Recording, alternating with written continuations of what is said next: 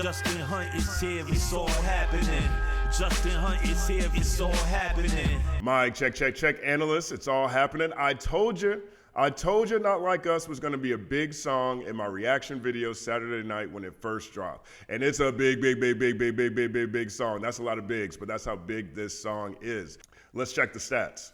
Kendrick Lamar's Not Like Us opens as one of the biggest moments in hip-hop history. #1 on Apple Music in 40 countries, #1 most streamed song in the world right now, will debut #1 on Billboard, Kendrick's 4th #1, most streams ever in a single day for a solo rap song, most streamed rap song ever in a single day in the USA, biggest streaming day for a rap song on Spotify in 2024, most views in a single day for a rap song on YouTube in 2024, second biggest streaming day of all time for a rap song on Spotify, 11.8 million Yeezus, first rap song to receive 11 million streams outside its opening day in Spotify history, will be the first rap song to go #1 with a shortened tracking week.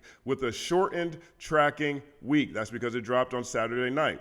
Not Like Us has also reached #1 on Toronto's iTunes chart.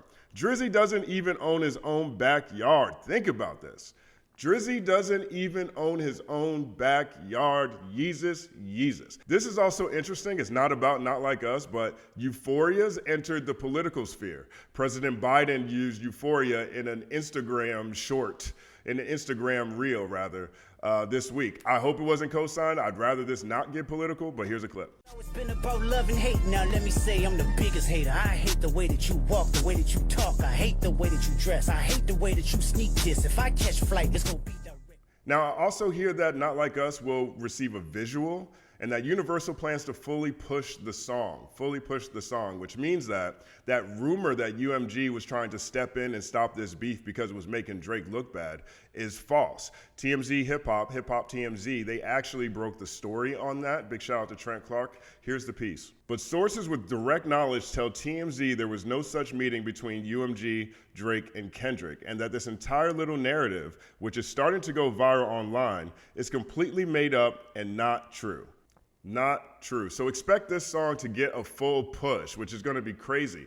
But thinking about the virality of this song and thinking about this song on radio, Not Like Us includes more entendres than I even really appreciated at the time. Like if you take that PDF file line, certified lover boy, certified PDF file, well, it's pronounced pedophile, right? OVO's logo is an owl, which is a bird, which is foul. So pedophile. I guess that's how you would water it down for radio.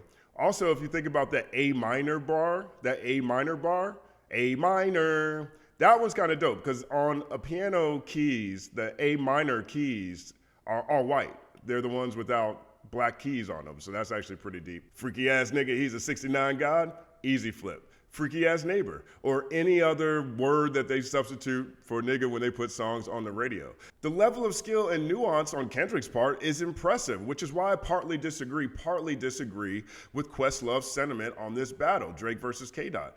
Questlove went viral this week, and he was hypercritical on what this battle's devolved into.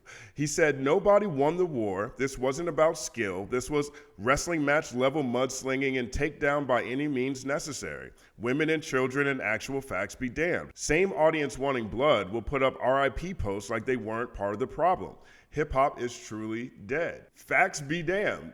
Hip hop is truly dead. When did rap beefs have to have facts all the time? All the time. Rockefeller didn't die of AIDS, no matter what Nas told Hov, okay? But either way, analysts, we have now reached the very predictable reactionary phase of rap battles, of rap beefs. Very predictable. At some point, someone always steps in and say, oh, it's gone too far, people are going to die. And I definitely understand where he's coming from when it comes to this battle. There was a shooting at Drake's house this week. We covered that already. Then there was another mentally ill person who tried to break into Drake's house last night. So I understand where he's coming from. I'm not disagreeing here, but this always happens. This always happens. Just like we always get to the point where someone makes the point that, well, the big winners are the executives in the suits in the offices because they're making money on both sides. We're at that point here too. I'm not saying they're wrong. I tend to agree with them. But at the same time, this is where we actually are. Where I disagree is I don't know how you can look at Kendrick Lamar's contributions to this battle and not see a super high level of skill. I mean, look at Euphoria. Euphoria is a rap fan's dream, a lyricist fan's dream. It's going number 2, and every bar contains like 3 or 4 different entendres. If I'm a lyrical rapper right now, I'm very encouraged by what I'm seeing on the charts when it comes to songs like Euphoria. Perhaps that means there's going to be more investment for rappers with lyrical skill going forward. Meet the Grams. Even without the verse of the alleged daughter, even without that verse, Meet the Grams is masterful linear storytelling told in letter form. Not Like Us is a smash hit with a history lesson. A smash hit with a history lesson. And if you factor in Like That, Kendrick bookended this battle with #1 hits, beating Drake at his own game. At his own game. The analysis of Drake is compelling even if Drake isn't a real person. Again, isn't a real person, which is why I dubbed this a Shakespearean shakedown. Now, this comment disagreed with Questlove. I think it's interesting. A lot of old heads are trying to pick and choose when they support beef because they now have corporate affiliations and hip hop has grown globally, but no one had this stance on women and children being harmed when Faith Evans and Dee Barnes were thrown into rap beef in the 1990s. Faith Evans was the subject of Tupac's Hit 'Em Up, for example.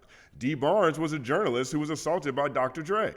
Times change like nickels and dimes, which is why so many people look at J. Cole as the smartest man in all of this, when he voted himself off the island on stage at Dreamville Fest and apologized. My homie Sean P. and Marcus down in South Carolina, they love J. Cole. They love J. Cole so much, and they love to argue with me about J. Cole. They're both incredible fathers and successful people in life and in business, and they just think it's a great sign of maturity to see J. Cole do that. They've gotten to the point where they're past the euphoria of seeing 2 incredible lyrical titans go head to head. They're past that point in life, much like Questlove, in my opinion. I agree. I see where they're coming from. But I don't think J. Cole is the smartest man in all of this. I think J. Cole has spent so many years taking pot shots and sneak disses at K-Dot, at Kendrick Lamar. I think he is a part of the problem in this whole situation.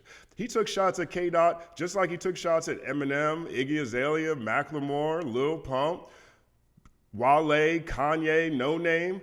This is what he does all the time. He doesn't deserve props, in my opinion. He deserves the Hypocrite Award. Don't trust them new niggas over there. But let's say Drake kept it PG like he said he was trying to do on Push-Ups and Family Matters. Let's say he didn't spend all his time trying to dig up music on one of the most solid and private artists of this generation. What would that have even looked like? Could he have even done that? Could he have done that on The Heart Part 6? Let's say he just avoids all the ugly stuff and just gets to MC stuff. What would that have looked like? What could he have said about Kendrick? Maybe, I don't know, maybe he points out that Kendrick has a lot of phenomenal ideas second. And he's better at stealing like an artist than anyone of this generation, and sometimes it might feel like it's too soon to do that. Good Kid, Mad City was Boys in the Hood. We all knew what was gonna happen when he got in the car. We knew how that album was gonna end. To Pimp a Butterfly is a Roots album in a lot of ways. It has basically a similar flip on the intro to The Tipping Point, and it uses a lot of old fables just customized for Kendrick's point of view. Damn tells the story forwards and backwards, just like Lupe Fiasco's Tetsuo and Youth, which was only a few years old at that time. And Mr. Morale is a therapy album, a much deeper and doper versions of a lot of the themes J. Cole addressed on KOD. And J. Cole's original rap name is Therapist. Could Drake have pointed out all those things and made jokes about predicting where Kendrick Lamar's next album is gonna come from? Dropping in September, Kendrick Lamar's Get Out. What happens when your life falls apart after fucking a white bitch in Copenhagen? Coming this summer, Kendrick Lamar's Big. What happens when a little man gets tall? Make it quippy and funny and point out that Kendrick Lamar has a lot of phenomenal ideas second. The idea is to chip away at someone's veneer. In this case, Kendrick Lamar's veneer is his music, since it's the only thing we really get to see about him. It's how he exposes the world to us, not on social media, not through grimy behavior that he puts online. We don't hear about Kendrick at the strip club. We hear about Kendrick winning Pulitzer Prizes. You have to chip away at that if you're going to go at Kendrick Lamar, in my opinion. Chip away at that. Take away this idea that he's this solo genius sitting in his room penning these world-class original ideas and thoughts. Imagination is the fun part in all of this, which is why Drake's the absolute loser and been appropriately branded with the colonizer tag. Drake can't do third-person storytelling, for example. He's talked about that in interviews. He's owned that in interviews over the years. He's amazing at read and react, but he doesn't have imagination. He can only talk about his own life, which is why he needs to be around Wayne and Ross and 21 and Future and whoever else to understand this culture enough to make hits, which is why he's Elvis in his final form. He hijacks culture, waters it down, serves it back to us, and says, "You're welcome." That's why he's Elvis in its final form, because he gets to say nigga. It's all happening.